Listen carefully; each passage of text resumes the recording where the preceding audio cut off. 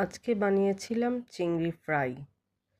এটার জন্য প্রথমে মরিচের গুঁড়া, জিরা ধনিয়ার গুঁড়া, আদা রসুন বাটা, একটু গরম মশলার গুঁড়া, সামান্য একটু ভাজা জিরার গুঁড়া, লবণ স্বাদমতো আর একটু সয়া সস দিয়ে মাখিয়ে নিয়েছিলাম অল্প পরিমাণে, জাস্ট লবণের সাথে ব্যালেন্স করে, কারণ সয়া সসের মধ্যে এমনিতেই লবণ থাকে, সেই জন্য লবণটা আগে একটু কম দিতে হবে।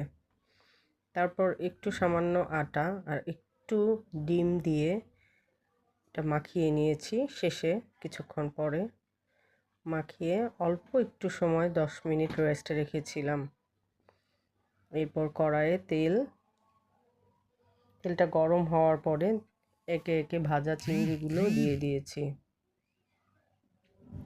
এপিঠ ওপিঠ বারবার নেড়ে চেড়ে ভেজে নিয়েছি, উল্টে দিয়েছি, জাস্ট 2 বার উল্টালেই যথেষ্ট। তারপরে তেলগুলো ঝেড়ে উঠিয়ে নিয়েছি আজকের চিংড়ি ফ্রাই।